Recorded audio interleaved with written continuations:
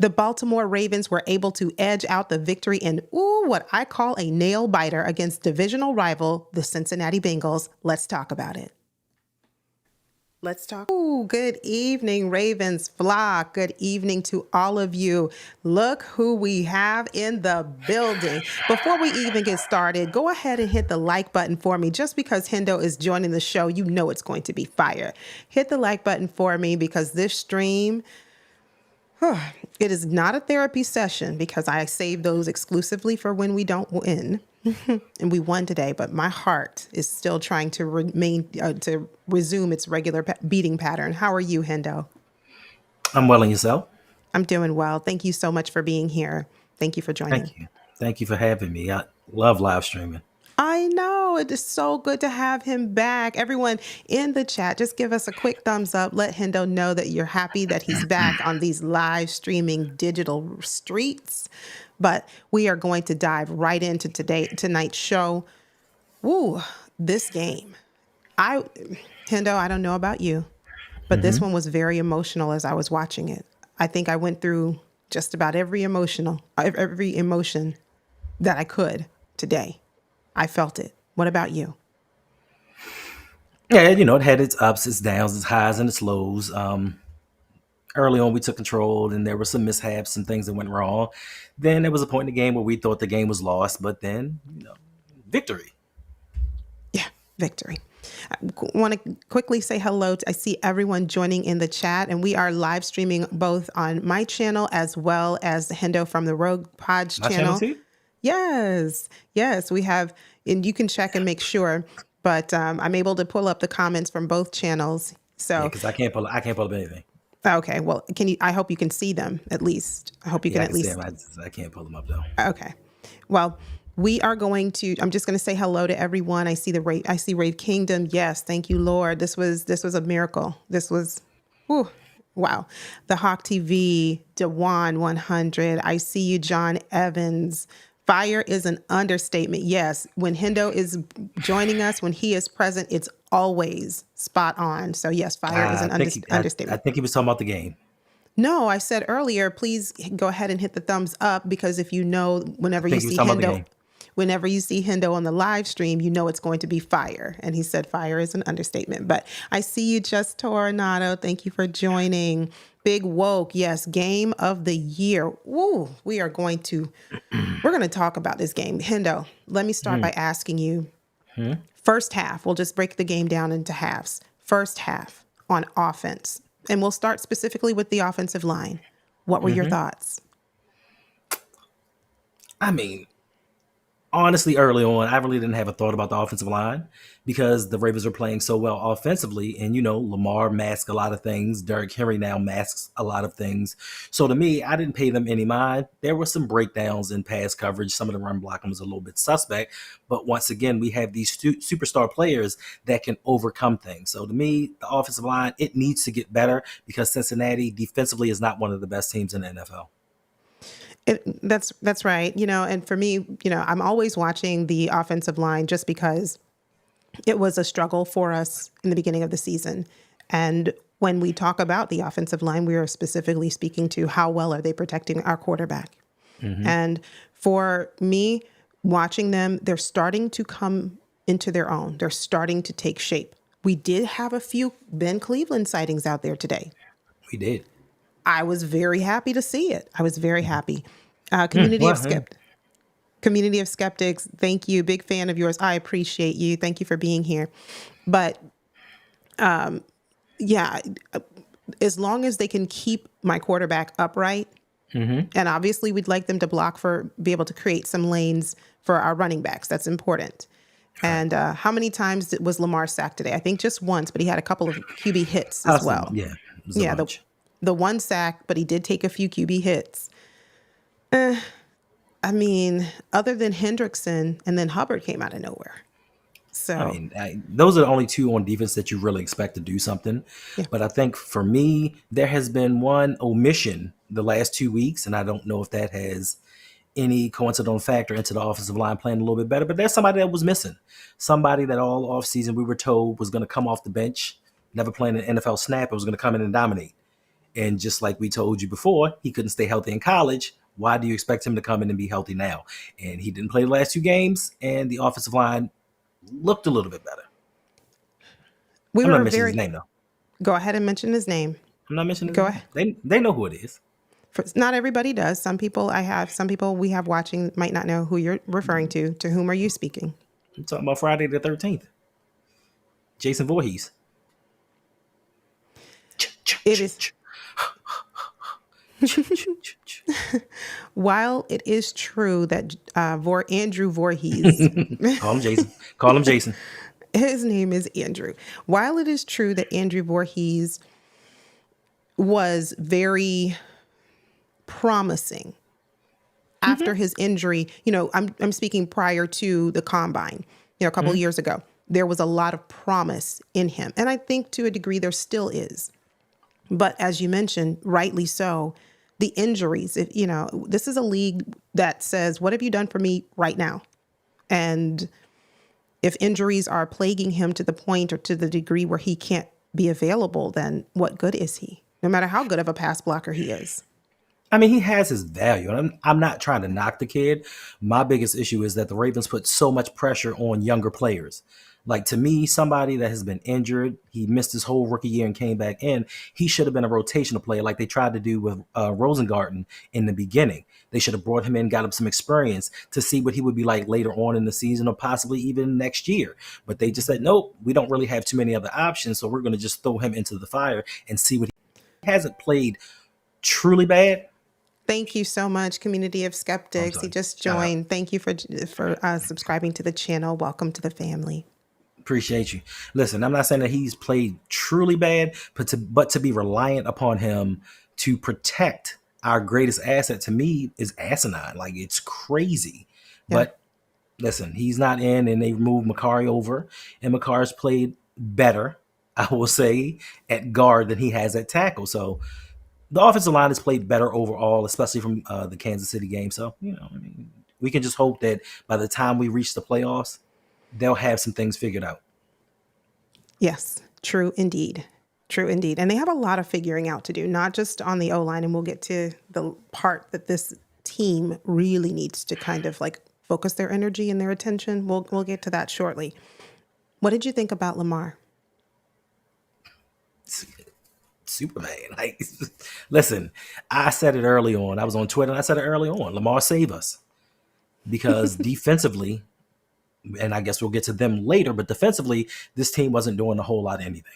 They really didn't stop the Bengals. I know Marlon Humphrey made his play, but outside of that, Joe Burrow, who has not really looked that well, he's played better throughout the weeks.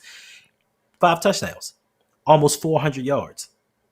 And I know some of that coincides with T. Higgins getting back into football shape. And I'm sorry, with Jamar Chase getting back into football shape and T. Higgins actually starting to play. But their offensive line is decimated. They were down to their backup tackle, and then I think he got hurt. So, defensively, but Lamar had to come in. He did his thing. Listen, outside of that fumble, which it happens during games. It happened at a bad time, but it happens during games. And to me, it was crazy. And the craziest thing with some Ravens fans, not you guys in the chat, because we know you all have good sense, but on Twitter, I'm sitting here watching this game, and when the Bengals went up in the second half, when he went up and got into the second half, somebody's tweeting out, yeah, it's Lamar's fault because of his high passes.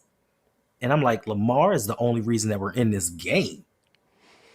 I will say in the beginning of the game, I felt, and this is prior to, the halftime, I did feel that Lamar was not settled. There were, I don't know if it was just nerves. Obviously, it's a division game, a division rival, and a lot of nerves come with every game. But I think even more so, there's a heightened level of nervousness, perhaps.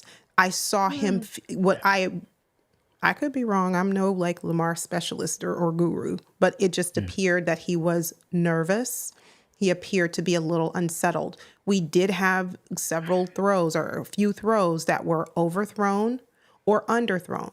But then we also had a few passes that were catchable for the wide receivers and tight ends that were dropped. So I'm not going to say Lamar Jackson is the reason that we were not in this game, or the reason that we struggled. And I'm not going to say it's wholly on the receivers either. There's enough fault to go around. But I did see an improvement in him, certainly after the second half. I did. And so Yeah, that's good to see. I just think I don't think he's nervous. I think he's amped up because sometimes in games, especially with Lamar, especially I think sometimes in the back of his mind, he just hears that voice saying, "Listen, you're not a quarterback. You're a runner that sometimes throws the ball." And I think that he's trying to prove people wrong. Not always, but at times it may get to him. Then he gets in the game. Sometimes it takes for you to get that first hit, that real hit, to be like, "Oh, okay," and settle yourself down. But also, I think it's lack of time with the receivers. Because a lot of times it's not always just Lamar over or underthrowing the receiver. Sometimes you can see it's times where he expects some of the receivers to settle down inside a zone, or he wants them to keep running to avoid getting hit or an interception, and he and the receivers are on the wrong page. So it's not always just he's just over or underthrowing receivers. It's a lot of factors that come into this, and I just think that throughout the season, just more time together, more game time situations, these things may get better. Certainly. And that's a really good point. The what I see and when I watch the game, what I'm looking for is, are we getting better each game with the connection between Lamar and receivers? Does that mean we're going to be perfect every game? No, it doesn't. It sure does not. But I want to see us continue to take steps in the right direction because this is a very long season. We're only 5 games in. So want to say hello to Danity. Brodney is also Hey, here. Danny. Brodney said he loves seeing this dynamic duo on the screen. That is so kind of Well, you. this is So the kind last of time. you. I see This is your my bronze last. hologram. Don't ignore me. This is my last stream. Okay. I'm retiring. We're not going to let him retire. We're not going to let him retire. I see Lunch Break Hot Take is here as well. I see all of you in the chat. If I don't get a chance to say hello, please know that I see you. I see you, Brandon Royals. But Wait, I'm sorry, speaking, Mr. Fantastic. This is a factually correct statement. Those wide receivers are not chasing Higgins. That is another factor that we didn't want to get into because you have to work with what you got, yeah, so to speak. But yes, Devontae Adams, didn't want to talk about him, but there are some of those catches he would have gone up and made. It's some of those catches that the receiver has to make a play on instead of everything always being perfect. And I think that's the difference between a lot of these superstar quarterbacks. Be quiet, B. A lot of these superstar quarterbacks and what Lamar Jackson has to work with. And these are some of the reasons why Lamar Jackson won an MVP like last season. He's doing all of these amazing things. He's carrying his team to the best record in the NFL, beating down some of the best that the NFL has to offer, and he's doing it without complimentary pieces. So I think that kind of helps him. But as a team goal, I think it hurts us into winning a championship. certainly. And that's a great segue. Thank you, Mr. Fantastic. Great segue into the receivers. We had some shining lights in terms of our receivers. No, they are not, as you indicated, Mr. Fantastic. No, they are not Chase. They are not T. Higgins. But in terms of our receivers, what were your thoughts, especially about Bateman and to a lesser degree, obviously, I think it's obvious what I'm going to say next, Zay Flowers. What do you mean? Listen, Zay did his thing. And we all knew when the Ravens drafted him, we knew that Zay was going to become a star. He's still kind of working his way into being that number one receiver. But also, I think that he is not getting the best help. He's getting some help, but he's not getting the best help out of this organization. Stop running this dude like he's a running back. Stop with the trick plays. Line him up and let him do his thing. That's all that I ask. Because eventually what's going to happen, being that he is a smaller type receiver, the further you get into the season, he may start to break down and get wear and tear. But he is obviously our best wide receiver, hands down. Rashad Bateman, hot and cold. Like, sometimes you see Rashad Bateman and you see that first round potential in him in games, and you're like, oh, all right, cool. Then there's other times you start scratching your head like, yo, what are you doing? Like, where's this coming from? But I do want to say, and not to take anything away from Bateman, the way that Todd Monken designed that play on his touchdown, beautiful. The cross, I think it was a mesh they ran, and he took the other guy, I can't remember if it was Zay or Nelson, but he took two of the defensive backs with him and had Rashad lined up on a linebacker. So Yep. it was great to see. But outside of those two, we really do not have a third option. Nelson Aguilar, he's cool, but once again, you'll get a splash play from him every now and again. But overall, Nelson Aguilar really he ain't it. Yeah. What's going on, Ravens? Third ring? Ravens third ring, thanks for being here. Rodney, you're right. Now give Lamar more and he'll win you a title. But, and I guess we'll go ahead and talk about it now since we're talking about the No, receivers. I thought we were talking about Lamar. No, we moved on to I the want receivers. You sure? Because I want to gush over my quarterback. Go ahead and gush over your quarterback. I did say a minute ago, I said we're moving on to the receivers. I'm sorry. But that's all okay. I'm thinking. I'm just thinking about Lamar Jackson, all the scrutiny that he has overcome, so to speak, because there were doubts of him coming out the draft. There were doubts even after an MVP season, still doubts after 2 MVPs. But to me, this season seems so much different than the seasons in the past because Lamar is taking more of a leadership role, and it's not just that leadership role as his play on the field. Because before, I understand sometimes you are a do as I do type person. Like listen, look at me. I come in early, I work hard, I stay late, just follow my lead. But now Lamar is more vocal in his leadership. And to me, it goes far beyond just the players. I think his leadership goes when it comes to telling the coaches, yo, get the play in faster. John Harbaugh, you tripping. You've been here 17 years. How do you not know when don't challenge that play? So I think Lamar and his command of this offense is what's going to take us over the top. But if we can just get that one little piece, that one receiver, because what we're doing right now is not sustainable. The way that we're playing, we played some bad defenses this year, and this is not sustainable, but Lamar Jackson is doing his thing. I was trying to keep this structured. You guys know that I like structure, but I think we're just going to have to. I like chaos. I know. So that's why we're an unlikely pairing of sorts, but it's cool. I guess I'm going to kind of skip around and go all over the place here. What I don't want us to do as an organization, I don't want us to take a look at how poorly our defense played. And yes, we are going to cover all of what happened with our defense. But I don't want us to take an internal look on how poorly our defense played and say, we need to go sign a cornerback. We need to go sign another safety. We need to have another look at a different linebacker. Because then if we do that, obviously with limited cap space and the Ravens not being a team that really likes to relinquish draft capital, we don't go get a Devontae Adams. Why? Right. Because we are focusing on the defense. But that's something that I've been thinking about, especially after watching this game. Like, gosh, Devontae Adams would be that one, like you said, Hendo. He would be that one to make that catch. He would go up and get that 50-50 ball. He would do it. And Lamar would understand that right away. I can trust him. Well, the thing is, everybody's going to come at you and say, well, this isn't Madden. You can't operate like you're playing a video game. Some teams do.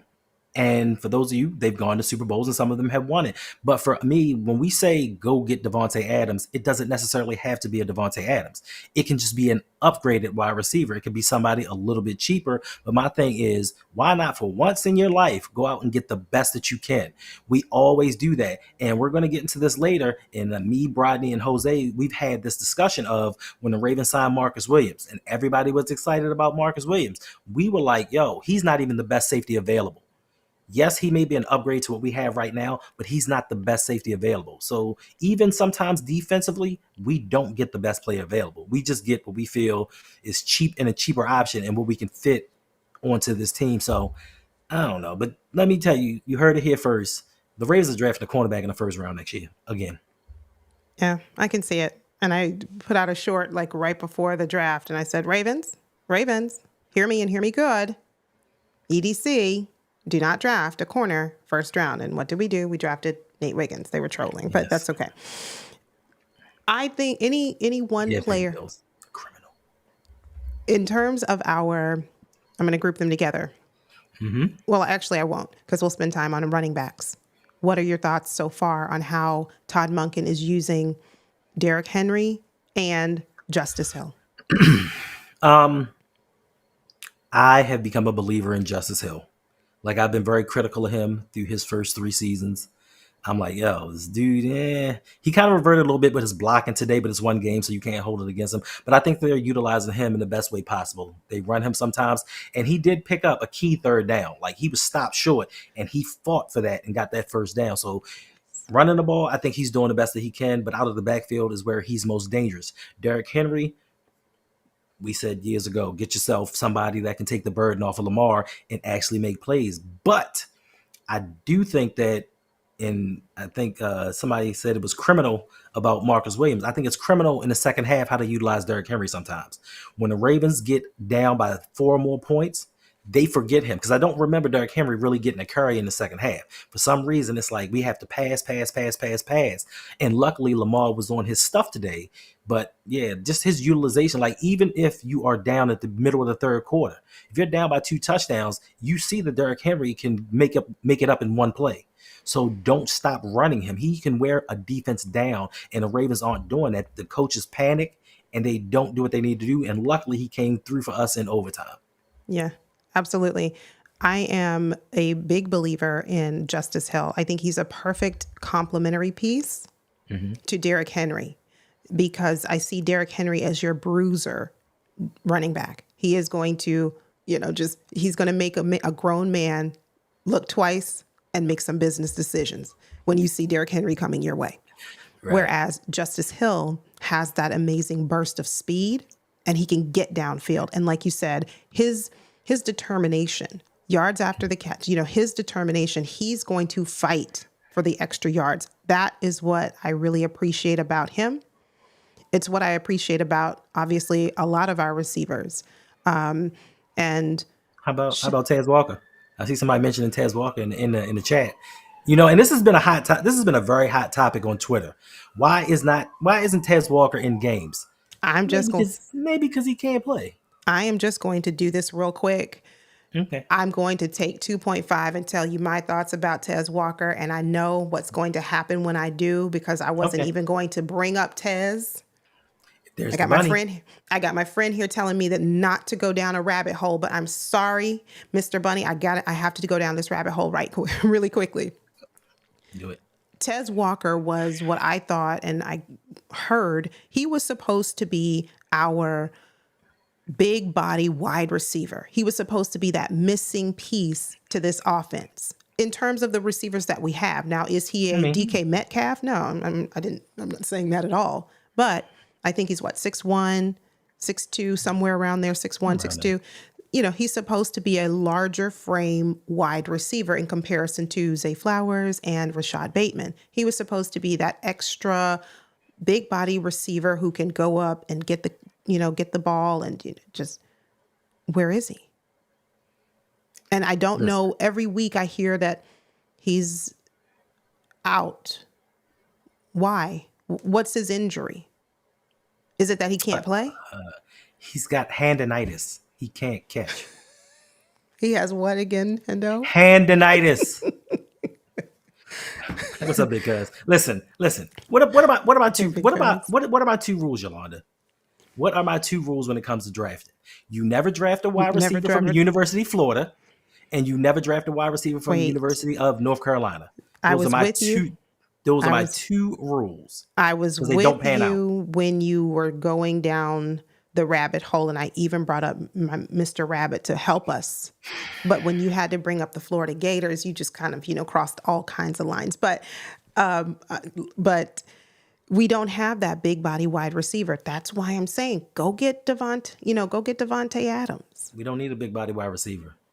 Big is not a skill. Big is not a skill. I understand that, but you absolutely have to factor in someone's experience and their resume, which speaks much louder than their size, their stats. And you look at Devon. You just made my point. Right, but my point is he's a big body receiver, but not only because he could be a big body receiver and just not really be panning out. He's the size of Bateman. I think he's a little bit bigger than Bateman. I mean, I'd have to look. Bateman's 6'3" and 1/4. 6 foot and 1/4. Okay, then they're about the same size. Then he's a mid-size, not full DK Metcalf size. We've had big wide receivers before. We've had the Marlon Browns. We've had the. But have you had them with Tommy Lamar Streeter. Jackson? Have you had them with Lamar Jackson? That's all I'm asking. I don't care who you had them with. Just because you're big and just because you're fast, and I've said this in a video, they did a study on most wide receivers that run 4.2s. They're not very good in the NFL. Just because you're super fast or you're super big doesn't mean that you can play. And it doesn't mean that your offensive coordinator nor your head coach can utilize them. Yeah. So my thing is the Ravens need to bring in players that can play. I don't care what their size is. Steve Smith, 5'9", which meant he was probably 5'7.5". I'm just on some real stuff. Like, Okay. listen, Steve Smith was a beast, but he wasn't a 6 foot receiver, and they could Right. not stop him. Yeah. Yes, I'm with you, Raven. See, don't get anyone from the Seminoles. They're trash. That's You right. sure? You Just sure? leave. Because I could have No, because sworn Keon I could have sworn Coleman Keon scored Coleman. his he scored I could his have sworn, first touchdown today. So but I could have yes, Keon. sworn, he got like a third of Josh Allen's passing yards today on one catch. Yeah. And And they I still will say lost, but this, that's nonetheless. but Don't make me bring up Mr. Rabbit again. Yes, but I will say, yeah, don't get Seminole wide receivers either, at least he's on his. unless his name is Anquan Bolden. Okay, fair enough. Sure enough. Rod Wade, I want a wide receiver who can catch. Me too. Thank And you. Devontae Adams, no matter how tall he is, whether he's 6 feet, 6'1", it doesn't matter. He can catch. Let's go get Devontae. The end. But what about the money though, Yolanda? You're going to have to. What about this non-existent salary cap that other teams use? Then what you're going to have to do, if you as an organization find yourself in a financial deficit or find yourself in a financial pickle, you're going to have to get creative. Give up draft cap. That means relinquish your highly coveted draft capital. That means make a trade, send a nice trade package over to the Raiders in exchange for Devontae. But it has to be the right. It has to be the right trade because some of that cap you may incur dead cap money. Correct. That's why I said you have to be creative. You have to be smart with it as well, but you have to be creative. I didn't say which players need to go. Keep it sassy. You know, but you know what you really need to do. You know what the key to all of this is? Drafting the right players. Because if you draft the right players, you don't have to go into free agency the same year and replace them. Because that's what we do. We draft players, and it's like, oh, he's going to be spectacular. And then we turn right around and sign somebody at his position 2 or 3 times over. And then that's more money that's spent that could be utilized in bringing in a superstar. But the Ravens, in their philosophy, they're not bringing in a superstar wide receiver. John Harbaugh said it. If you're worried about your stats, if you're worried about, how things go, appreciate you. Thank if you, you're worried T. about things Will. go. Thank you for subscribing. Thank you. Well, I see a comment in here that said, Wraith Kingdom said, Ravens are cheap. I see them getting Hopkins instead of Adams. I will take Hopkins. Now, is he as good as Devontae Adams? That's a different statement. And I'd have took Hopkins last year. What'd you say? I'd have took Hopkins last year. I don't want Hopkins now. Like, Hopkins is an upgrade. Trust me. He's an Hopkins upgrade. is an upgrade. But my thing is, I'm looking for longevity. I'm looking for that stud wide receiver that Lamar can play with for the next 3 or 4 years. And I'm not saying Devontae Adams is going to still be who he is 4 years from now, but you can see DeAndre Hopkins, as good as he still is, you can see him slowing down. Yeah, you can. That's true. I mean, but I think D-Hop may have another couple of years. He might not have, he might not have a handful. He might not have 4 or 5, but I think he is slowing down, but he can still. Yeah, I'll take Tyreek Hill. No. Ravens fans said $30 million for a wide receiver. That's stupid. Who would want a guy that can catch the ball and run 90 yards in 3 seconds? Who wants that? It's dumb. I'd rather have an inside linebacker for $100 million. Yeah. Charlie Kolar. Want to talk about him a little bit before we move on to Braids? What were your thoughts on Charlie today? You talking about Braids? That's the one. I think he played well. Like, I'm not gonna lie, when he caught that first pass, I was like, okay, Mark Andrews, there you go. Oh no, that's not Mark Andrews. Yikes. But he did very well. He had 3 catches. They utilized him more in the pass game than just block. And he had 3 catches, 64 yards and a touchdown? Yeah, we can take a look at the stats, but I'm pretty sure. No, I'm pretty sure that's what he had. So 3 catches, 64 yards and a touchdown. I think that he did very, very well. I don't know. You know me. I'm a Capricorn. I'm an overthinker. Like, I look too much into certain situations. And are they prepping Charlie Kolar for someone else possibly leaving the team? I don't know. I'm thinking the same thing. I am thinking the same thing. I'm going to share my hot take. Love to hear yours, Hendo, and everyone in the chat as well. Before we move on to the defense, is there anyone, Hendo, and also in the chat, let us know, is there one player on offense that really wowed you? Someone who maybe surprised you in a good way this game? No, I mean, everybody played well. Lamar, he didn't surprise me, but I think that touchdown throw that he had Isaiah Likely. Who else can do that in this league? Not too many people. right now. I know I was watching Coach Evans' stream earlier.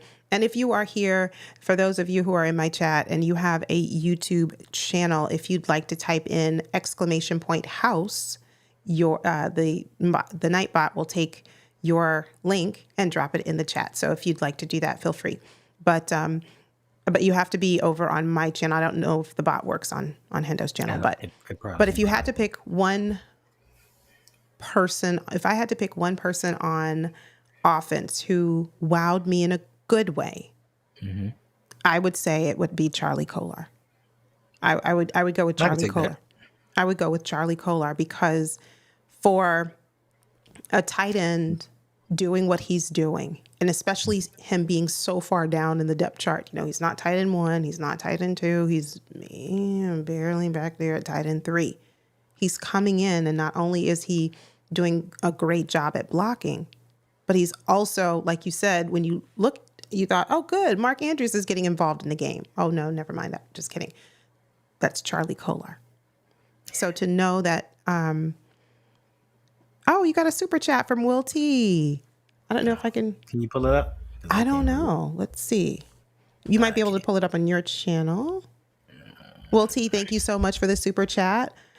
Appreciate you. Yeah, thank you. I don't see that you left a comment. Will T, if you left a comment along with your super chat, please re-chat it for me so that I can at least read it out loud. I don't see it, but I do see the super chat. So thank you for the support. It means a lot. I would say for me, it's Charlie Kolar for that reason. But yeah, that pass from Lamar to Isaiah Likely, which resulted in a touchdown, under pressure, under duress, everything you want to call it. Like, he almost looked like he was on one foot. Just, I don't know how he balanced himself, how he planted his feet, how he was able to, I don't know how he was able to do it. Other than, like you said, Hendo, wearing the S on his chest. You know what they call that? They call that arm talent. They call it arm talent. And they don't, when they speak of quarterbacks with arm talent, they don't speak about Lamar Jackson. Now, they'll say, yes, Lamar can throw from different angles and vantage points, but they never speak about the talent in which he throws it from. And for him to pick up a fumble, escape a sack, falling, I think he jumped and was falling out of bounds and just launched it. Like, some amazing stuff. Wow. Okay. In the chat, if you want to let me know, MDT Sports, I think you have to type in ! in front of the house, and then it should drop the link to your channel. But if there's anybody who I left off the list in terms of offensive players who you thought really shined, please let me know in the chat and we'll come back to it. But we are about to move on to I'm going to change mine. I'm going to change mine to Mark Andrews. Okay. Mark Andrews. All right. So Mark Andrews. 4 catches, 55 yards. Get your trade value up, bro. Mark Andrews. I put out a video I think it was yesterday maybe, and Mark Andrews made my list of players that I really like to see step up. And again, that's it. If you watch the video, I said it's not to say that I don't think the players on this list have not been contributing. It's just I would like to see a little bit more. And we did. Today we saw a little bit more from Mark Andrews being more involved in the passing game. Yes, Mark Andrews has been utilized blocking. Like I said in the video, his down blocks have been amazing and they've been great and they've contributed to the overall success of our team. But to see him actually catching some passes today from Lamar, that was really good to see. Justice Hill, Rod Wave says Justice Hill, crucial third down plays. Yeah, we talked about Justice Hill. He certainly earned his paycheck today. He was really good. Yeah. Hot take question for you, Hendo, and everyone in the chat. Okay. Would you be willing, and I've asked this before, and it's worth asking. Trade Mark Andrews, yes. See how he even knows what I'm about to say? But yes, would you be willing to trade Mark Andrews? For those who might not have heard me ask the question, would you be willing to trade Mark Andrews for Davante Adams? Hey, first of all, no. I just thought you were asking, would I be willing to trade him? That answer is yes. Would I be willing to trade him for Davante Adams? Heck no. Okay. Heck no. Because do you know the draft compensation that would have to come with that? Mark Andrews has not been productive this year. He's not looked healthy. And for them to get Mark Andrews when the Raiders already have two tight ends. They just drafted a tight end, Brock Bowers, in the first round of last year. And somebody earlier said, well, they can just have three. Oh, Raven C, he said they can just have three tight ends. No, it's not how it works. We're the Yeah. only ones that want to run a three tight end set sometimes. But yeah, it would take too much draft capital to go along with Andrews to make that trade happen. But to trade him for someone else, yes. And it's not because I think that Mark Andrews is a bad guy. It's not because he does not run his routes the way he's supposed to. He freelances a lot. It's because of his cap value going into next season, especially if this is the utilization that we're going to get from him going forward. It is not worth the money. Like you can cut him, you can trade him, you can trade Marcus Williams, you can trade Eddie Jackson, package them all together, get you somebody. That's what I was going to say. Trade if you were willing or inclined to trade Mark Andrews, you would have to include something else. And to me, a trade package would have to be what? And I don't study the Raiders that closely. What position of need do the Raiders find themselves? And whatever that position is right now, obviously not the trenches. So we're not trading our O linemen. We're not trading our D linemen. Okay, nobody's trading. But I'm saying, let's say that they had a need at O line. Let's say they had a need at tackle, or they had a need at. No, we're not trading Ben Cleveland because hopefully he'll make his way back. Hopefully he'll make his way back onto the field for more than one or two snaps. Okay, I'm going to hold out hope, so I don't want to trade him. But my question was, if we were to decide, yes, we want to trade, it would have to be okay, Mark Andrews. But okay, if his trade value is not high enough, then we would have to include a position that meets their need. But Rod Wave has a quick. It's not an if. His trade value is not that high. Okay, Rod Wave. Quick question: what does Nelson Aguilar do? Ooh, do you want to? He's a high morale. He's a high morale guy. Like he brings up the morale. He's a fun guy. He does flips in the end zone. He dances. He parties on the sideline. Like you need that high morale guy. Listen, we had Mark Ingram back in 2019. Big trust. Like you, I mean, he was productive though, but you need that high morale guy. Like, and don't forget drop passes. Like nobody drops passes like Nelson Aguilar. I hope you guys are listen. The guy made a video while he was saving kids out of a burning building to mention Nelson Aguilar. That says it all. I hope you guys are having a good time. If you are, hit the like button. And if you're new, welcome. Please subscribe. Join this family. We appreciate you. Yeah, Raiders are tanking. They don't want to improve, but they're going to want something. They're not going to just say, here you go, here's Devontae, and we don't need anything in return because we're tanking. They're going to want something out of it. Well, okay, so even if they are tanking. They're going to want they're going to want something out of it. But what happens is when you have inept leadership, it kind of circumvents the things that you're trying to do. They did that during the draft. They wanted to trade up to the second pick to get Jalen Daniels. They wanted to trade up to get him, but they ran their mouth so much before the draft, they messed that all up. And I think by Coach Antonio Pierce liking a tweet about Devontae playing his last game as a Raider, then mysteriously Devontae has a hamstring injury and doesn't play because if he gets hurt, I'm sure they owe him some guaranteed money. So they're sitting him out so he doesn't hurt his trade value. So now you're letting the league know that, listen, we are open to trade this guy, and that brings his trade value down. So, yeah, they want something, but it's not going to be as high as a first-round pick, maybe even a second-round pick that they want. They may get a third and a decent player now. They may need some secondary help. We have plenty of guys in the secondary that we can let go of. We have plenty of guys that may not be here next year. So, show them the door. And that's my point. That was my point exactly. If you want to give Mark Andrews, and if you're saying, okay, well, his trade value is not that high, then you need to add a safety along with it. Or Mark Andrews and a second round pick, or Mark Andrews and a third round pick, whatever combination, whatever, you have to be smart about it, but whatever combination gets you the end result, that's what you're going to have to do. Let's move on to the defense. Because I know that's why you are all here. That's why I am here. Oh boy. Hendo. Okay. Yeah. I'm trying to calm myself down. Okay. I'm trying to calm myself down. Yeah. What did you think? We'll start with the D-line because it just kind of gets progressively worse as we go further into the defensive backfield. But what did you think about the D-line? I think that the D-line was solid. I think that they did pretty well. They were aided though by the Cincinnati Bengals because there was a point that they couldn't stop the run.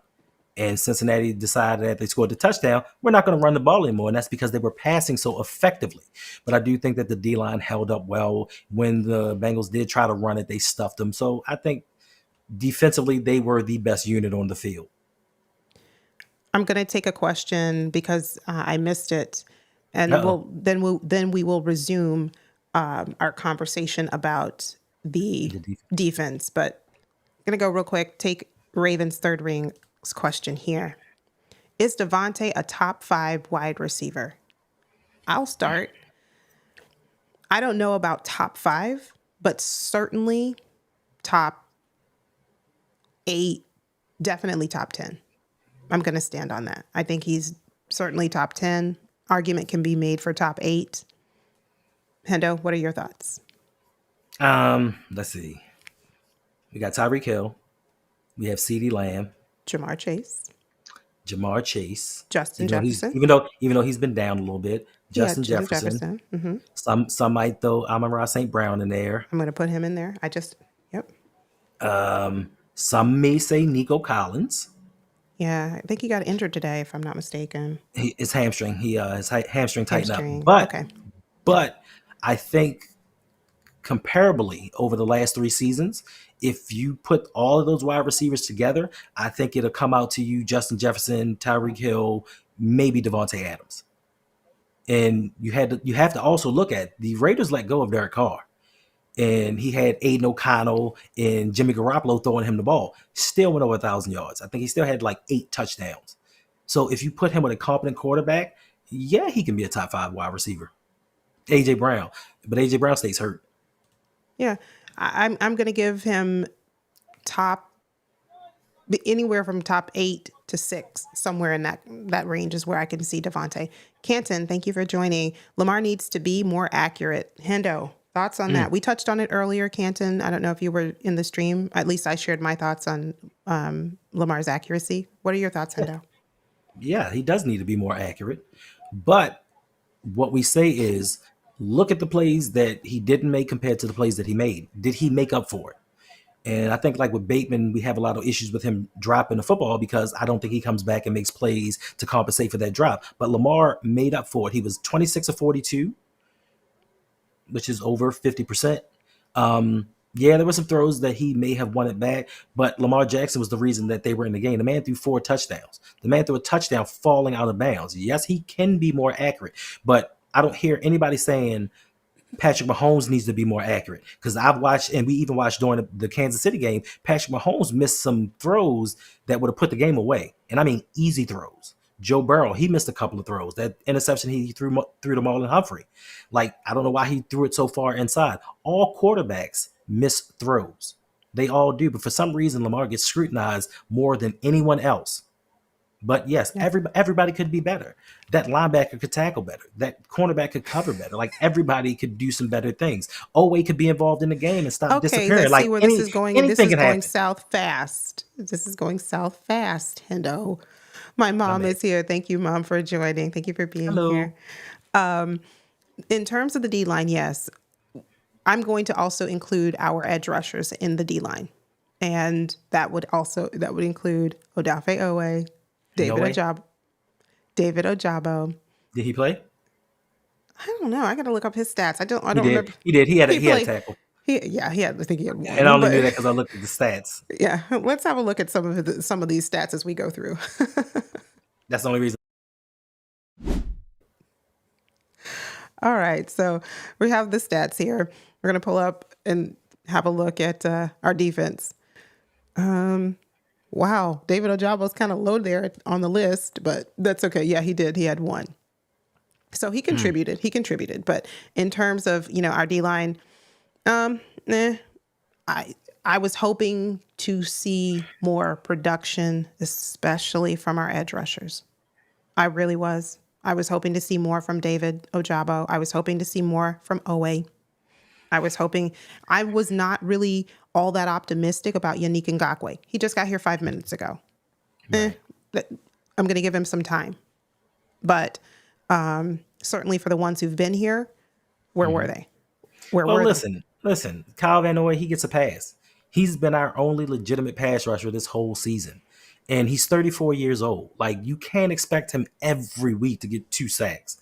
You can't expect him every week to get pressures. And also, because he is our leading sacker on the team, teams are going to scheme for him. They're going to scheme to take him out of the game. So that leaves one-on-ones for other people like David Ajabo. But I don't know how many snaps Ajabo played, but I do know that Odafe Oweh played. And he is the first round pick. He's the guy that they picked up the 5th-year option on. And he's the one that's out there, Harry Houdini in it, Mr. Whiffs. Like, Okay, we're going to just first of all, move. I saw the tweet. I saw the tweet from Joe Burrow that he put on Twitter like 45 minutes ago, where he said he dropped back the pass and there was a strong gust of wind, and apparently it was Odafe Oweh swiping at him and missing, and he did it with such force it just fanned his face and cooled him down on the hot day in Cincinnati. Thank you so much, Hendo, for that lovely analysis. It was just great. I really appreciate it. So we're going to move on now to, thank you. We're going to move on now to what I think is where we really start to see the weaknesses in this defense. Yes. And to your point, pay the bills. Our D-line is right now our best part of our defense. That really is. But let's kind of talk about this, these linebackers. Roquan Smith, how much are we paying him? 90 million? $100 million. Okay. Roquan, he led our team this game with I'm sorry, 50. I didn't mean to interrupt you. I don't mean to interrupt you. Somebody said from now on, call him Slowquan. I saw that. Was not my idea. I didn't make this up. I saw Slowquan in there earlier. Yeah. We should have kept Clowney. Big woke. I was very upset that we did not keep Clowney. I wanted him. I understood we could not pay him. I understand we could not pay Clowney and Van Noy. We weren't going to do that, but we should have kept Clowney. I don't think it's too late to go beg Clowney to come back from the Panthers. Listen, can we do that? But Roquan Smith had 15 tackles. 8 were solo. Do you remember them? I remember a couple, but for the amount of money, Hendo, that we're paying him, what are your thoughts of Roquan through the first 5 games of the season? I'm going to take it back to 6 games. I'm going to take it back to the AFC Championship game. Okay. Listen, and a lot of people are saying that, listen, Roquan benefited from being next to Patrick Queen. I'm going to let you know right now, that is not, I mean, that may be true to an extent, but Roquan was balling out in Chicago. That is exactly why we traded for him. He hasn't been the same as last year. He looks bigger. He looks slower. I don't know if the coins in his pocket from that contract are weighing him down, but he does not look like the Roquan that we know. He talks a big game. He talks about what we're going to do and how we're going to play and how physical we're going to be. But then when we get in the game, we don't see it. And I think some of that may be the utilization from Zach Orr. Like, I know sometimes linebackers get caught up in situations, guarding wide receivers and tight ends, but when you know that this player is deficient in that talent, you don't do it. We've had 4 weeks prior to today to know Roquan cannot cover. It's just not happening. I mean, even when we traded for him against the Steelers, Najee Harris beat him on a touchdown for the Steelers to win. Like, we know that he's not a cover linebacker. He's a thumper. He's a tone setter. He's a motivator. That, to me, is not worth $100 million, and he's not living up to the contract. He's been talking big, but his play has not been. And I'm going to take Matthew Harmon's comment really quickly, but to add to your point, Hendo, yes, Roquan Smith should not be dropping back into coverage. It shouldn't happen. That's why. An interception too. What'd you say? He dropped an interception as well. Oh, yeah. Last week, it was Nate Wiggins. There were 2 or 3 interceptions that Nate Wiggins left on the field. Today, Roquan Smith left an interception on the field. And I like Roquan, too. I do, too. I really like Roquan. I just think that, and we can say this as a fan base or as Ravens fans, that, oh, I don't care that Patrick Queen is gone. Who cares? He wasn't all that great. For some reason, Patrick Queen was a very good complement to Roquan. He was a much better cover linebacker than Roquan than he is. Not saying much. Matthew Harmon, thank you for being here. Bengals put a rookie out there to hold a game winner for the Bengals when they had a veteran to hold. Plus, Burrow threw the interception. Ravens were blessed that the Bengals self-destructed. I'll take this first. Matt Harmon, in the game of football, it's a game of inches, and it's about the team that makes the least amount of mistakes. That's all I have to say about that. Because I mean, the Ravens were blessed that the Bengals self-destructed. I mean, the Bengals were blessed that the Ravens didn't come out firing on all cylinders. Otherwise, we could have run away with this game. And there were several instances where I thought, man, we can get, we're back on the field. We just went 3 and out. We kept making mistakes. We weren't firing on all cylinders. So I think that can be said about any game. And what do you think, Hendo? Listen, yeah, sometimes luck is involved. Luck is involved in football games. But to me, in situations like this, it has a lot to do with coaching. If the Ravens had recognized, and I'm not taking anything away from the game plan, we won, I'm happy. But if they look at anything that happened prior to this game, they would have realized that the Bengals' run defense was very, very suspect. Didn't run the ball a whole lot. Up until Derrick Henry's last run, Lamar Jackson was the leading rusher in the game. But as far as the holder and the kicker go, yes, listen. For the last few years, we've been hearing Evan McPherson is the new Justin Tucker. We've been hearing that, like he's his new replacement. Cool. But my thing is, I'm not even going to put it on the rookie holder. I'm going to put it on the coaching staff that decided, hey, we're just going to run the ball and get a few yards out of this and make this an even tougher field goal instead of manning up and trying to get an actual first down and get as close as they could, like the Ravens did when they kicked their field goal. So I put that more on the coaching staff than I do the holder. Yeah. Like, the ball slipped, and you don't put. My thing is this, and yes, you have to get experience. This is with any job. They want you to come in with experience. You can't. The only experience is experience. But in certain situations, do not put a rookie holder in there with the game on the line, especially if you know he may be a little bit shaky. Yeah, that falls on coaching for sure. For sure. Back to our linebackers, because we need to get into that secondary, and I feel like we're going to have to spend a little bit of time talking about our secondary. But anyone else from that linebacker core that really kind of underwhelmed you this particular game? And you can leave a comment in the chat as well. I mean, not really. The linebackers did predominantly what they needed to do to an extent. I mean, I was very happy for Tavius Robinson. He came in there and got a sack. He did. I got a message saying, was that Oweh? I was like, no, this is a real game. It's not Oweh. We're talking about real players here, not creative players or sim players. We're talking about real players. So Tavius Robinson, he did his thing. Trenton Simpson, I think for what they're asking him to do, I think he's doing pretty well. Malik Harrison, if you're going to be disappointed in anybody, he's a 3rd-round pick. I don't think we're getting much out of him. Did he even play? Yeah, I think or did he? I thought I saw him out there. Did he record a stat? I'm looking for his name. Let me look. Maybe I missed it. Nah, he didn't record. He didn't record a stat. Did not record a stat. So then I guess the other linebacker, he would be the failure. Yeah. So. That's right, Jared. Ravens fans wanted Tyler Huntley, or the other little kid from Penn State, McSorley, Chase McSorley. They said McSorley needs to be the quarterback. Let Lamar go. That's right, Agnes. Don't come for Oweh, Hendo. Leave him alone. First of all, Agnes, you and I, Agnes, me and you here. I'm not coming for Oweh. It's just that somebody in this stream, I'm not going to say the host, is always messaging and pumping him up, talking about, the next play. The next play. He's going to sack. Oh, he's going to change the game. Yeah, he gets a penalty. Or he misses a tackle. Yes, he's going to change the game. So, we're here to speak the truth. Facts over feelings. Yes, facts over feelings. Jared Green, good point.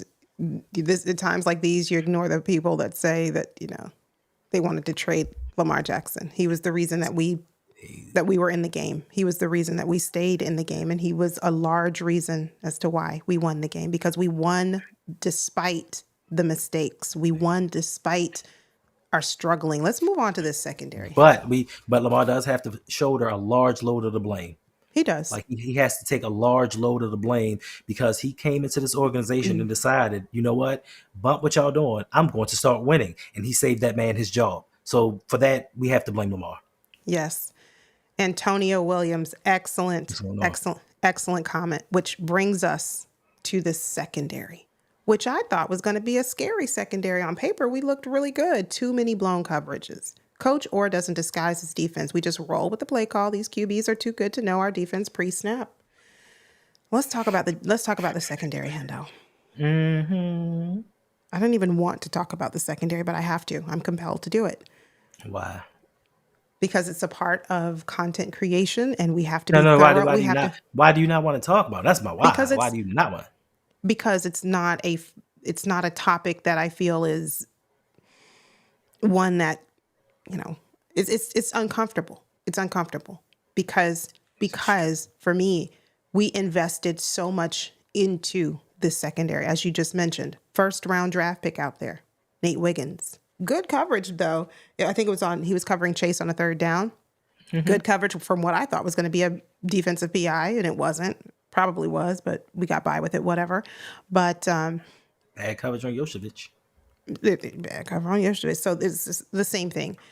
Tell me what your thoughts are on, Marlon Humphrey, Brandon Stevens tonight or today. What did you think?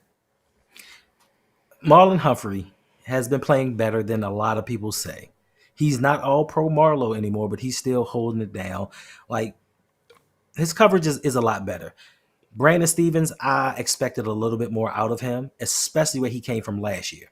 Last year, Uh, he was just shutting things down. One thing for him that he has an issue with is locating the ball.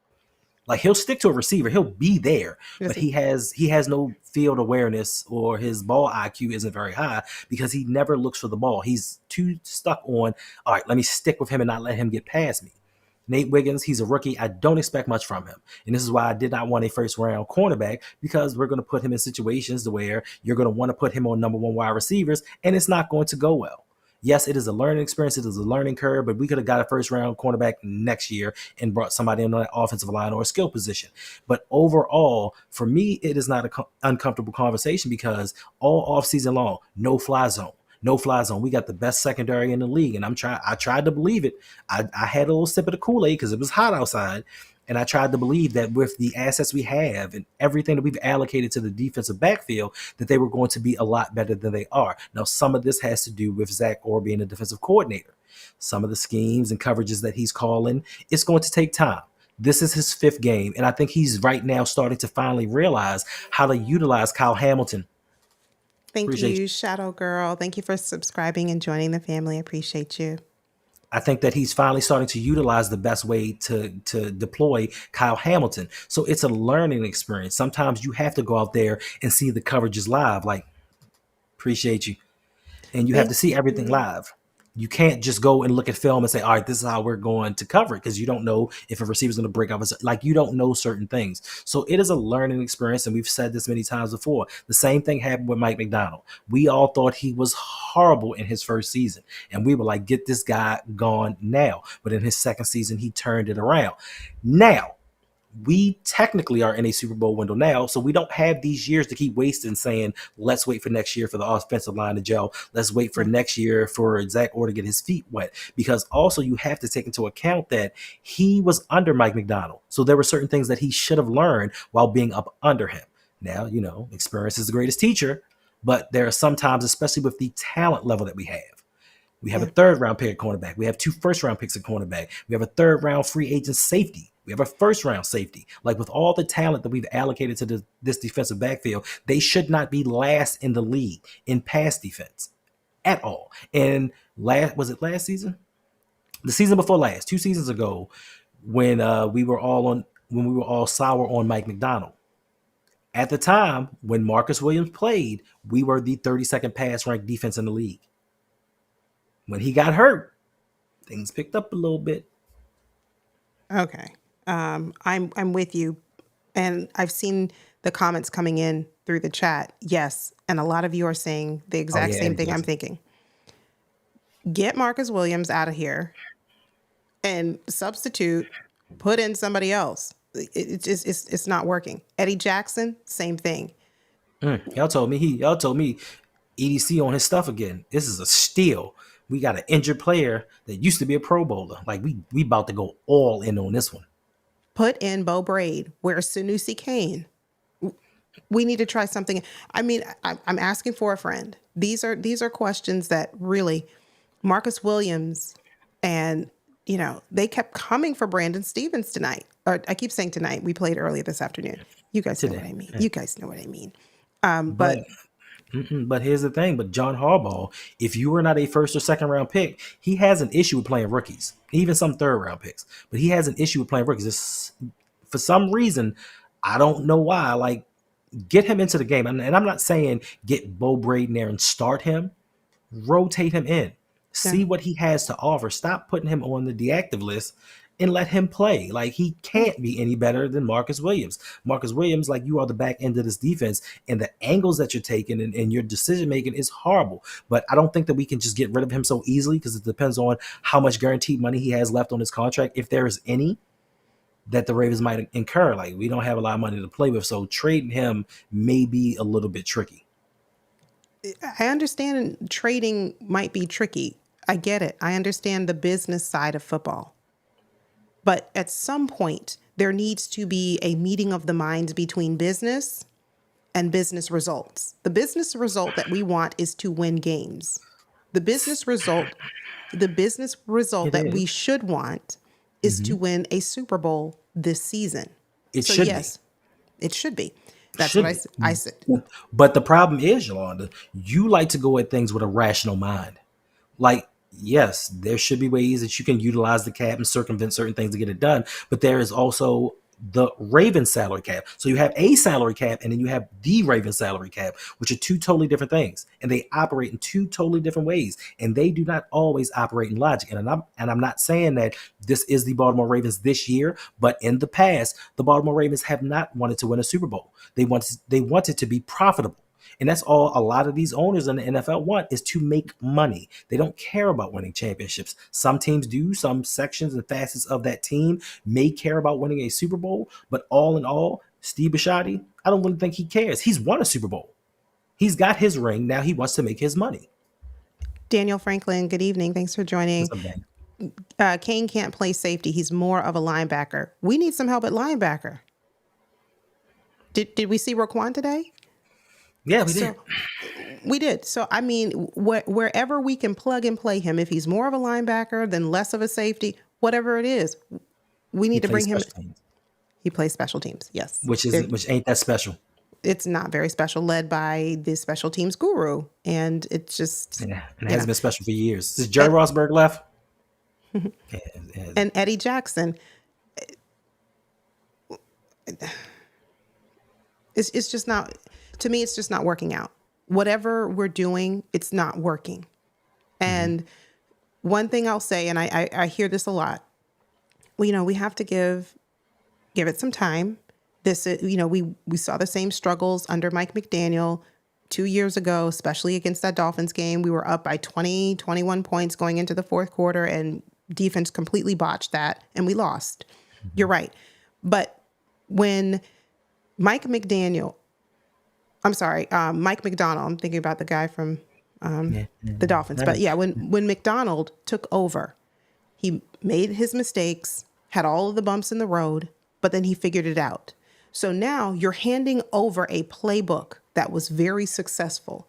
So the amount of grace or the learning curve that I think that we need to give Zach Orr is much less than what we needed to give McDonald. Because with Mike McDonald, he was taking over Wink, who used a completely different, we're going to blitz heavy, that's all we're going to do kind of scheme.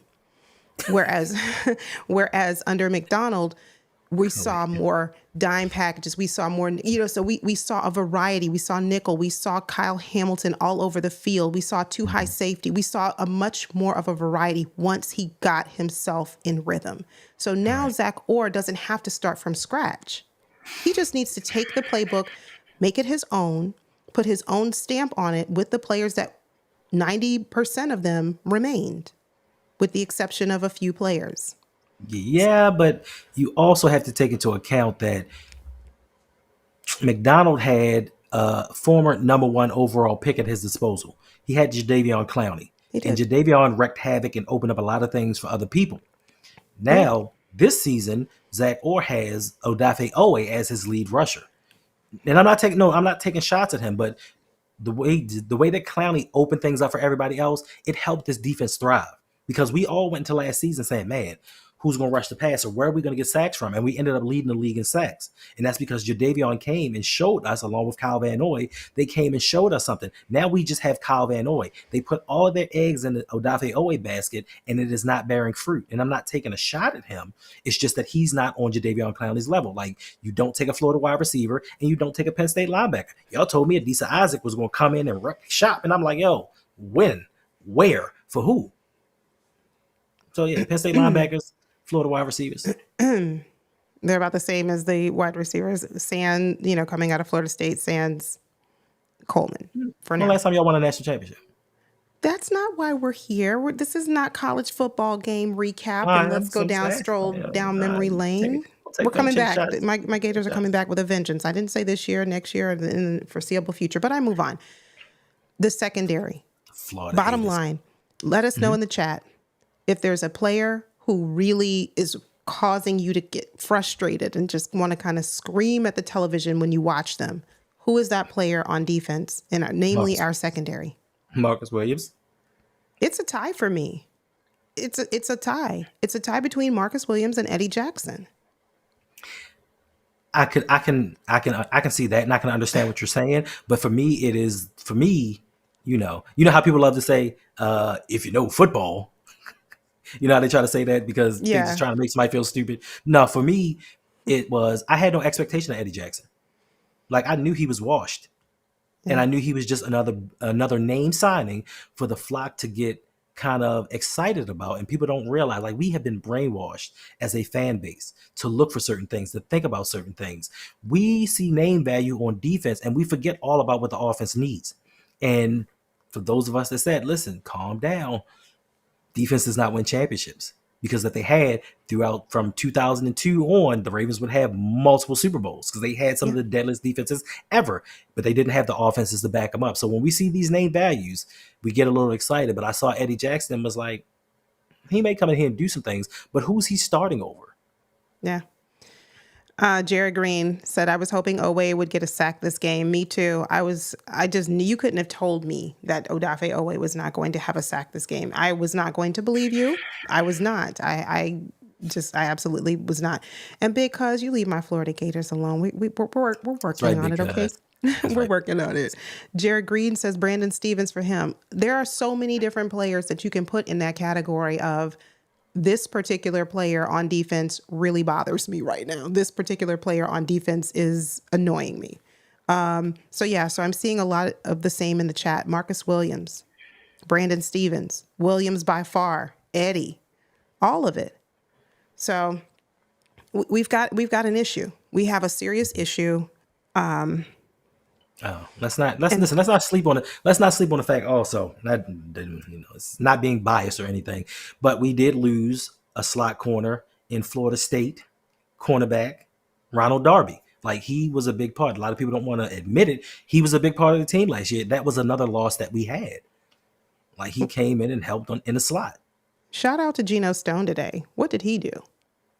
He missed on Lamar a couple of times on some sacks. There you go. Thank you, Geno, for still being a Raven, even though you're not with us. He said, I miss y'all so bad. I'm going to do my impersonation of Oweh. Do you see, ladies and gentlemen, how fast this conversation goes left?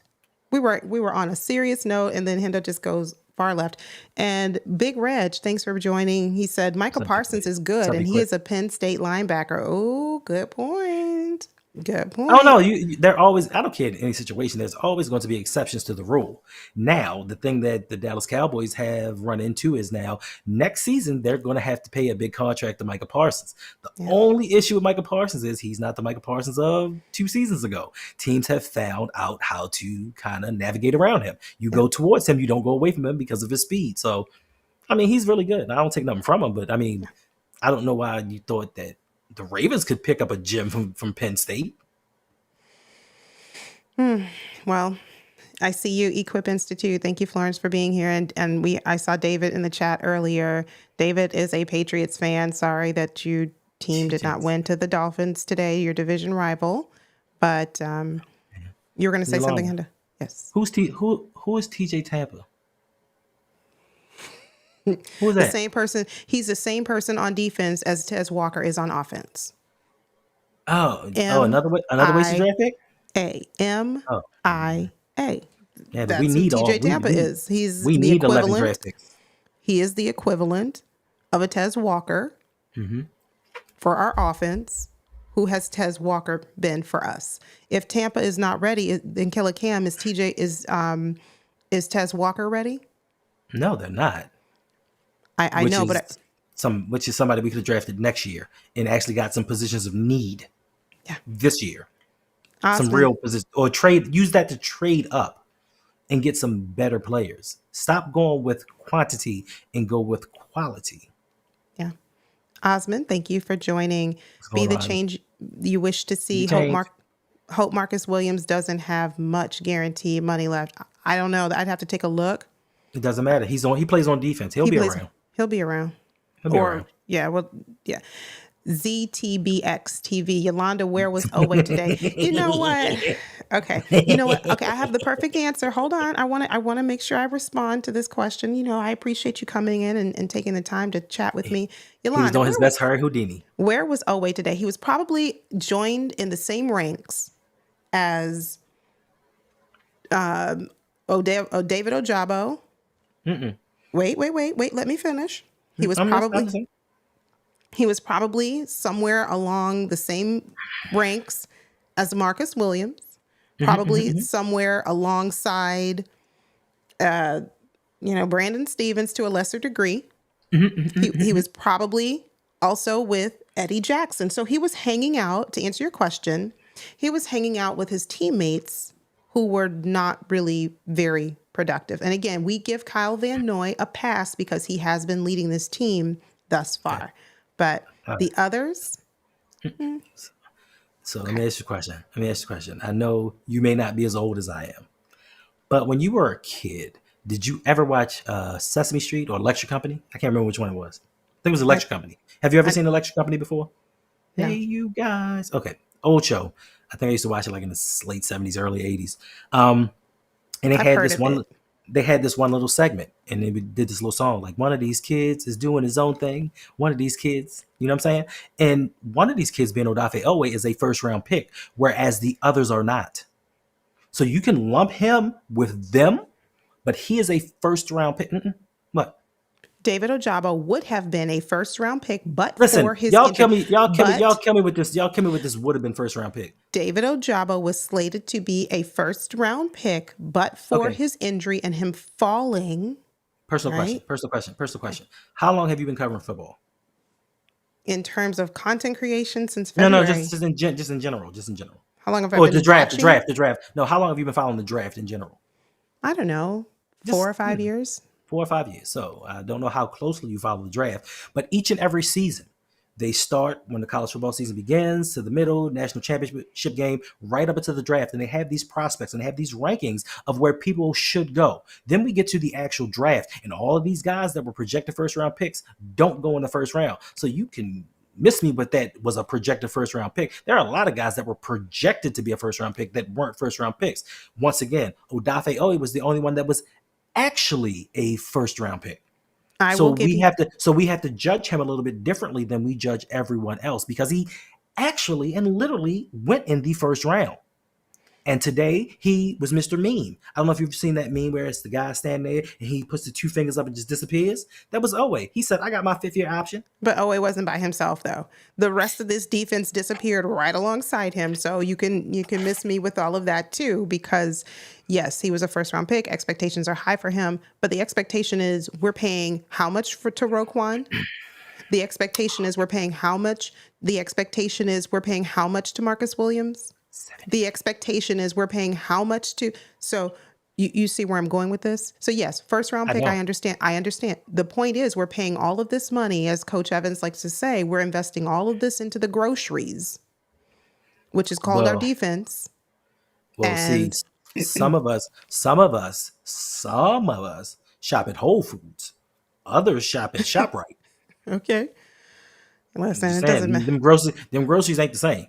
Yeah. That's right, Agnes. The season is not over yet. This is only game 5.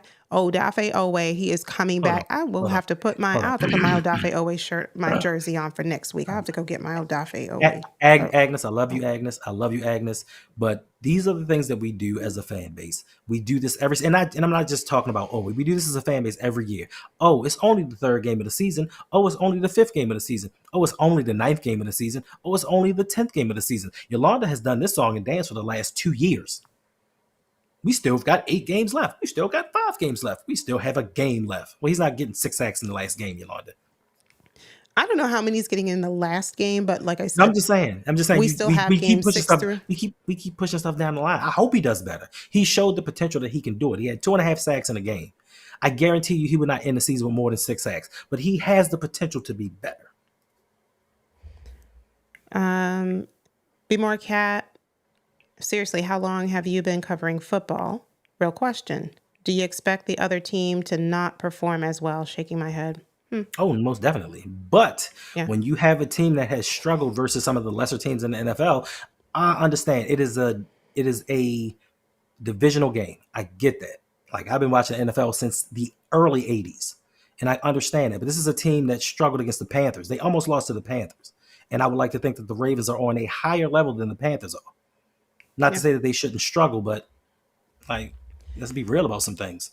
And just to turn the page a little bit, and I know we're going to celebrate this win. We're not players. Players get, 24 hours, and then I think they have to turn the page. We can celebrate this a couple of days. We can celebrate this into into next weekend if we want.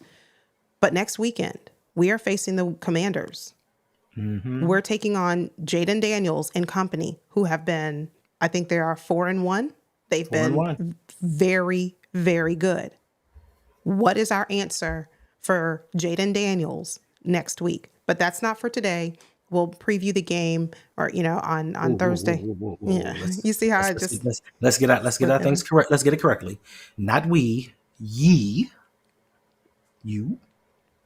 This is my last one. I'm retiring after today. We're not going to let Hendo retire. No. Last question before we go. What are your thoughts on the coaching staff as a whole this game? And you can leave it in the comments. And if you're watching on replay, thank you. Leave a comment down below. Let us know what your thoughts were on today's win.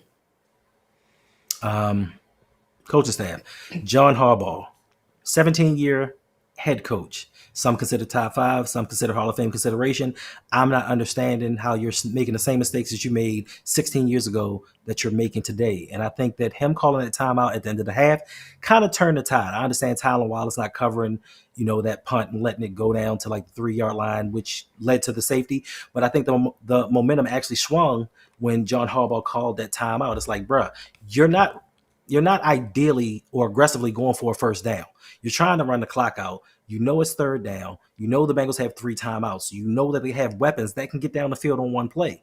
You give them a free timeout to collect themselves and give them essentially an extra play down the field. And I think that's where the momentum swung. So for me, I don't understand what's going on with this guy. And I think sometimes, honestly, he's just playing with us. Like, I think John Harbaugh is so unserious about life and football because there were times where he was just walking around holding the red challenge flag just to mess with us so we could talk about it. But he shouldn't be making some of these mistakes with his tenure with the team. Offensively, Todd Monken, I think that he's doing a lot better calling plays, but I do think that he's a little bit hamstrung with what he can call because no matter what play caller we bring in here, they're still running a Baltimore Ravens system. Zach Orr, he's having his bumps and bruises and his struggles, but hopefully by the time the playoffs roll around, he can have found his niche, found out what plays he loves, which ones actually work. But outside of that, I think the biggest problem that we have is the head coach. Few and far between. Yeah. I'm not going to spend too much time here on Harbaugh and the timeouts and the mismanagement of the clock. And okay, this game, I will say there were no challenge blunders that I recall, but usually there are. But well, they say he missed one. He did. He missed one. The face mask. He did. He missed the face mask. You can't challenge the face mask. Yeah. Okay. And it was in the first half. It was in the first half. He didn't challenge it, and who knows if it would have got overturned anyway. But there were times where it was like, there's no need to challenge this. He's just walked. He's itching. He had his hand right there, and I remember someone saying, and as I said, Coach Evans streams like, take your hand off that challenge flag, sir. Just don't do it. But It's a drug. yeah. Listen, again, we ran out of timeouts. That's again Rod Wave going to the mismanagement of our assets as a coach, what we have in our reservoir. We came down to the end and to the wire, and we didn't have any timeouts, and that was just it. So, yeah, we can do better. We can certainly do better. Next week, just a quick glimpse. Next week, John Harbaugh and especially Zach Orr are going to have to be a lot better in terms of coaching this team as we go up against the Commanders. That's just it. They got to win. They It's have DC. to. It's DC. They got to win. I mean, My friends from DC will not be able to call me and brag. I'm you will never guaranteeing hear you the that. end of it as much as you talk bad about the DC, call them commies and all of that. So, It's their name. The yeah. commies. Look at those colors. It's offensive. Wow. Frank G. Life says going on? most of the games that were lost were because of Harbaugh. A lot. Facts. That's true. There are a lot of games that are lost, I think, because of bad coaching. But there's also the that we have to state that there's been some bad execution on both sides of the ball as well. But that's a part of improving week to week. But And I here's expect the to thing. see us get better. Here's the thing, Yolanda. Yes, and for me, it is never a regular season thing. I could not care less about the regular season. The only thing I care about is to get you to the postseason. And since Lamar Jackson has been here, we have lost playoff games the exact same way each and every time. So yes, there can be bad execution, but when does your leader, when does the head of that household step up and say, you know what, we are going to make a change? And John Harbaugh struggles with in-game adjustments. He does. He's not an offensive coach. He's not a defensive coach.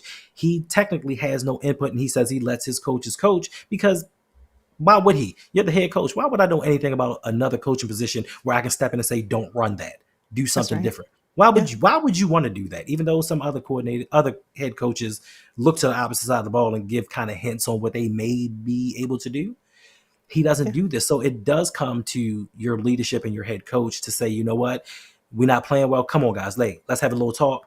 Like, we need to change something. What's wrong? What do you see? What are you seeing out there, Lamar? Like, what should we be doing different? Like, talk to your quarterback instead of thinking that you have all of the answers and letting hubris drive you and your ego to where we consistently and constantly lose. Because the Ravens should have, and I'll say this and believe this till my last days, they should have won at least 2 Super Bowls over the last 6 years. At least 2 Super Bowls. Yeah. And we have nothing to show for it but failure. Yeah. We've got to do better as a team, as an organization. MDT Sports, you're right. We have to bring our A plus game next week against Jaden Daniels. And Rod Wave says, I just want us to beat the Steelers this year. Me too. What are we? 1-7 versus the Steelers in our last 8? Yeah. Shug tells me Shug all will the tell time. you. Okay, so it's 1-7, 1-8 against the Steelers. Yes. Be more cat. Harbaugh lets them coach because he doesn't know it. Yeah, we just need to we find a way to win our games despite John Harbaugh, and that's because we have Lamar Jackson. Well, Hendo, thank you again so much for recapping this game. We're not going 2 hours? No, we're not doing 2 hours. I saw Brodney said hashtag 2 hours earlier, and then I saw. I mean, this is my last one. We might well go with a bang. You're right. This is your last one until next week. But this is thank you so much for being here, for joining me and recapping this game. This one I had all the feels. I was happy. I was sad. I was scared. I was nervous. I was on pins and needles. Then I took a sigh of relief. What'd you say? I was telling Rod 21-1. Oh, okay. So this game had all the feels. But before we go, Hendo, if you would please let everyone know where they can find you and what you have going on your channel. You can find me on the Rogue Pod on Instagram, Twitter, Facebook, TikTok. I do videos throughout the week. Sometimes I think I'm funny. Sometimes I try. I don't know if I actually make it, but I attempt at it. I don't live stream. I'm not going to do that. That's something we don't do around here. I'm not going to try that. But if you like what I do and you appreciate what I'm doing, listen, just watch the video, subscribe. I am less than 150 50 subscribers away from 5,000. So, if you could just go over there, it takes a second. Like, subscribe. Also, and if you want to support the channel even further, you can go over to my Patreon at www.patreon.com/ROUG. Become a part of this community. We have offline conversations. We help each other out. If you're trying to grow on YouTube, or if you're trying to start a channel and do something, we'll help you with that as well. But we have a great time. Discord's always popping darn near 24 hours a day. Like, we just in there tripping, and it's more than just talking football. We talk life. We try to help and encourage each other in all the things that we do. And it's just $5 a month if you wish to come support the channel. Awesome. Thank you. Yes, please go over, if you have not already, subscribe Appreciate you, to Tech. Hendo at the Rogue Pod. I see you, Tech Informant. Thank you so much for being here. You can leave if you would like. You can put in exclamation point house, and the Nightbot will drop the link to your channel so that they can go over and subscribe to you, Tech Informant. Well, ladies, gentlemen, it has been a pleasure. This was a thriller, but we came out with a W. Let's rally behind our team, because next week we have a tall order in front of us as we take on the Commanders. So until next time, you take care. Go Stay Dallas. safe. Why Beat are them you saying? Steelers. Beat the Steelers, because then we'll be tied for first place. That's right. How about them Cowboys?